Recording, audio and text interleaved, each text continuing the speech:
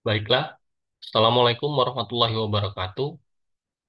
Mohon izin Ibu dosen, mohon izin rekan-rekan, mohon izin memperkenalkan diri terlebih dahulu sebelumnya. Perkenalkan nama saya Ari Mei Rizal, NIM 240301020111 dari mata kuliah Teori Akuntansi kelas AK 505, Program Studi S1 PJJ Akuntansi. Untuk dosen pengampu pada mata kuliah teori akuntansi ini, Ibu Yuwanisa Aisyah Nafi, SE MSAK. Mohon izin Ibu, sebelumnya pada kesempatan ini saya akan menjelaskan terkait standar akuntansi keuangan. Pada mata kuliah teori akuntansi, kita telah mempelajari standar akuntansi keuangan. Nah, standar akuntansi keuangan itu sendiri merupakan standar praktik akuntansi yang berlaku di Indonesia. Standar akuntansi keuangan berisi metode dan format standar yang digunakan dalam menyajikan informasi laporan keuangan. Tujuan dari SAK adalah untuk menyeragamkan laporan keuangan sehingga mudah dipahami oleh pengguna. Terdapat 4 pilar standar akuntansi keuangan di Indonesia. Nah, di Indonesia ini telah terbagi 4 pilar utama yang menjadi dasar pelaporan keuangan. Dewan Standar Akuntansi Keuangan, Ikatan Akuntan Indonesia, mengesahkan kerangka standar pelaporan keuangan Indonesia pada 12 Desember tahun 2022 yang berlaku efektif sejak 1 Januari 2024. Kerangka standar pelaporan keuangan Indonesia mengatur tentang pilar standar akuntansi keuangan yang diterapkan oleh entitas dalam menyusun laporan keuangan untuk memenuhi kebutuhan pelaporan keuangan berbagai jenis entitas.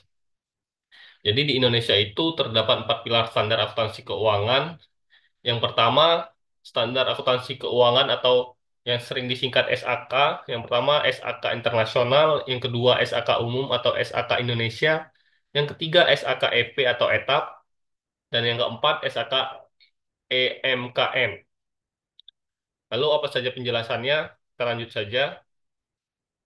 Nah, kita bahas yang pertama yaitu terkait SAK internasional atau FSAK IFRS, yang merupakan singkatan dari Pernyataan Standar Akuntansi Keuangan International Financial Reporting Standard. Nah, SAK internasional ini adalah standar akuntansi yang sepenuhnya mengadopsi IFRS dan berlaku untuk entitas dengan akuntabilitas publik, seperti perusahaan yang terdaftar di bursa saham, asuransi, perusahaan publik, BUMN, bank, dan lembaga keuangan lainnya. Nah, SAK internasional atau Pernyataan Standar Akuntansi Keuangan yang mengacu pada International Financial Reporting Standard atau IFRS diterapkan secara penuh di Indonesia sejak tahun 2012. Pilar ini memiliki karakteristik yang berfokus pada prinsip berbasis substansi dengan penekanan pada realitas ekonomi daripada bentuk hukum, serta memerlukan penilaian profesional dan pengungkapan yang lebih luas. Untuk entitas sendiri, ini entitas dengan akuntabilitas publik atau publicly accountable entities yang memiliki hak untuk menggunakan standar akuntansi keuangan internasional. Referensinya yaitu International Financial Reporting Standard atau IFRS yang diterbitkan oleh International Accounting Standard Board atau IASB. Nah, contohnya perusahaan publik yang mengharuskan menyajikan laporan keuangan sesuai dengan FSAK IFRS agar dapat menarik investor internasional. Selanjutnya ada namanya SAK umum atau SAK Indonesia. SAK umum atau SAK Indonesia adalah standar akuntansi yang dirancang untuk entitas dengan akuntabilitas publik yang tidak ingin menerapkan IFRS secara penuh. Ini merupakan hasil konvergensi dari IFRS dengan penyesuaian untuk konteks lokal. Konvergensi SAK ke IFRS dilakukan dengan menerbitkan Standar Akuntansi Keuangan Indonesia yang mengacu pada IFRS dengan beberapa penyesuaian untuk mengakomodasi kondisi Indonesia. Pilar ini memiliki karakteristik yang mencakup pedoman yang lebih spesifik untuk entitas di Indonesia, tetapi tetap mempertahankan elemen-elemen penting dari IFRS. Entitasnya bersifat entitas dengan akuntabilitas publik atau publicly accountable entities yang tidak menggunakan SAK internasional sebagai dasar pelaporan keuangannya, bereferensi kepada IFRS dengan beberapa penyesuaian untuk mengakomodasi kondisi di Indonesia, contohnya perusahaan domestik yang tidak terdaftar di bursa tetapi memiliki kepentingan publik dalam pelaporan keuangannya. Next, ada namanya standar akuntansi keuangan entitas privat atau entitas tanpa akuntabilitas publik, SAKEP atau ETAP. Nah, SAKEP atau ETAP ini merupakan standar akuntansi keuangan untuk entitas privat atau entitas tanpa akuntabilitas publik yang dirancang khusus untuk entitas yang tidak memiliki akuntabilitas publik yang signifikan, seperti usaha kecil dan menengah atau UKM. SAK etap merupakan hasil penyederhanaan IFRS, memudahkan penyusunan laporan keuangan untuk pengguna eksternal, terutama unit bisnis kecil dan menengah. Pilar ini memiliki karakteristik yaitu fokus pada pengakuan pendapatan dan pengukuran aset serta kewajiban dengan cara yang lebih praktis dan penyederhanaan dalam penyajian laporan keuangan dan pengungkapan informasi sehingga lebih mudah dipahami oleh pengguna yang bukan spesialis. Untuk entitasnya, entitas tanpa akuntabilitas publik atau entities without public accountability. Referensinya konvergensi dari IFRS for SMEs atau Small and Medium Size Enterprise atau usaha kecil dan menengah yang diterbitkan oleh IASB dengan sejumlah penyesuaian. Contohnya UKM yang menyusun laporan keuangan untuk tujuan internal atau untuk memenuhi persyaratan kredit dari bank. Selanjutnya yang terakhir ada standar akuntansi keuangan IEMKM atau entitas mikro kecil dan menengah. Standar akuntansi keuangan untuk entitas mikro kecil dan menengah adalah suatu standar yang paling sederhana dan dirancang khusus untuk entitas mikro, kecil, dan menengah. Nah, SAK EMKM ini merupakan standar akuntansi keuangan yang berdiri sendiri yang dapat digunakan oleh entitas yang memenuhi definisi entitas tanpa akuntabilitas publik yang signifikan. Pilar ini memiliki karakteristik yang mempermudah proses penyusunan laporan keuangan dengan mengurangi kompleksitas dan persyaratan pengungkapan. Untuk entitasnya, merupakan entitas mikro, kecil, dan menengah yang bersifat entitas tanpa akuntabilitas publik atau entities without public accountability. Referensinya, SAKMKM ini tidak mengacu pada IFRS secara langsung. Standar yang dibuat sederhana karena mengatur transaksi umum yang dilakukan oleh EMKM dan pasar pengukurannya murni menggunakan biaya historis. Nah, contohnya sendiri yaitu usaha mikro yang hanya memerlukan laporan keuangan dasar untuk keperluan pajak atau pinjaman kecil. Dari keempat pilar SAK di Indonesia, dirancang untuk memenuhi kebutuhan pelaporan keuangan berbagai jenis entitas dengan tingkat kompleksitas yang berbeda-beda. SAK internasional menjadi standar tertinggi bagi entitas publik, sementara SAK EMKM memberikan kemudahan bagi usaha kecil. Dengan adanya kerangka ini, Diharapkan semua entitas dapat menyusun laporan keuangan yang transparan dan sesuai dengan regulasi yang berlaku.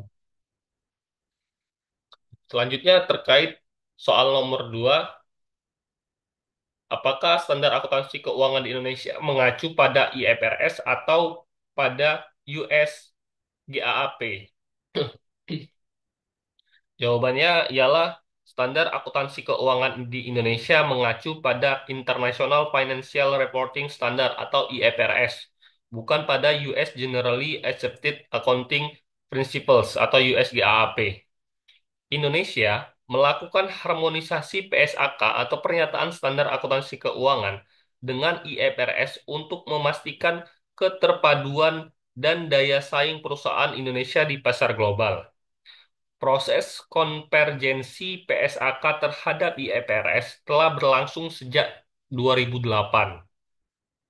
Sejak tahun 2012 pula, Indonesia telah mengadopsi IFRS sebagai dasar dalam penyusunan Pernyataan Standar Akuntansi Keuangan atau PSAK yang berlaku di negara Indonesia. Hal ini dilakukan untuk mengingatkan transparansi dan konsistensi laporan keuangan, serta untuk memudahkan integrasi dengan pasar modal global.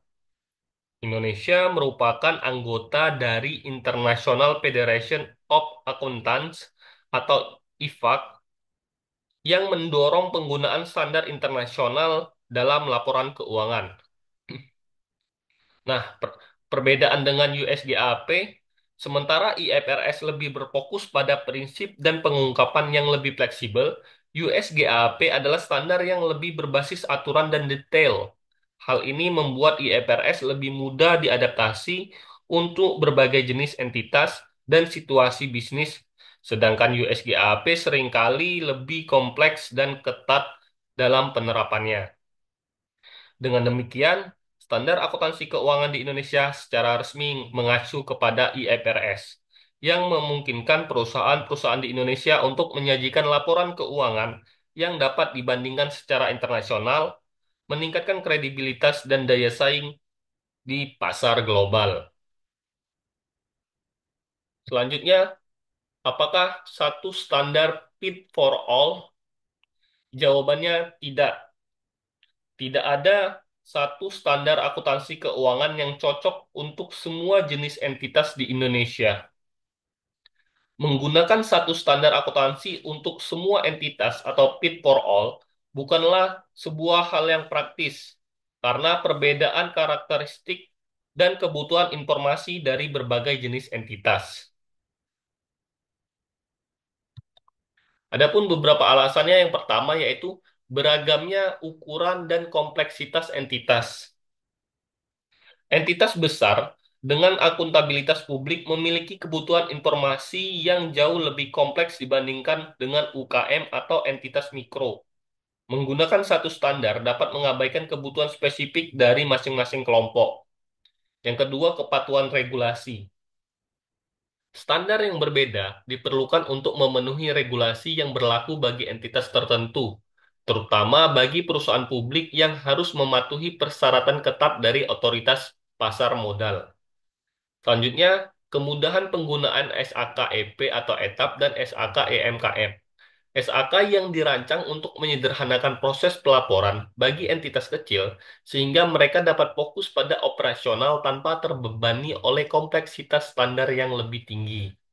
Dan alasan yang terakhir yaitu kualitas informasi keuangan. Menggunakan satu standar dapat mengurangi kualitas informasi keuangan bagi pemangku kepentingan, karena informasi mungkin tidak cukup relevan atau dapat diandalkan jika disajikan dalam format yang tidak sesuai dengan konteks entitas. Oleh karena itu, penting bagi Indonesia untuk mempertahankan 4 pilar standar akuntansi yang telah dijelaskan di awal tadi, agar dapat memenuhi kebutuhan spesifik dari berbagai jenis entitas. Dengan pendekatan ini, kualitas laporan keuangan dapat ditingkatkan sambil memastikan bahwa semua entitas dapat melaporkan informasi secara efektif dan efisien sesuai dengan konteks mereka masing-masing.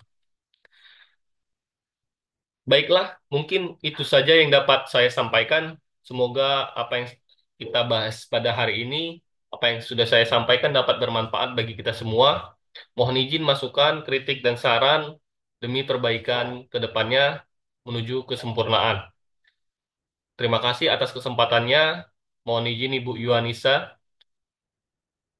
Saya akhiri. Wabillahi taufiq wal hidayah. Assalamualaikum warahmatullahi wabarakatuh.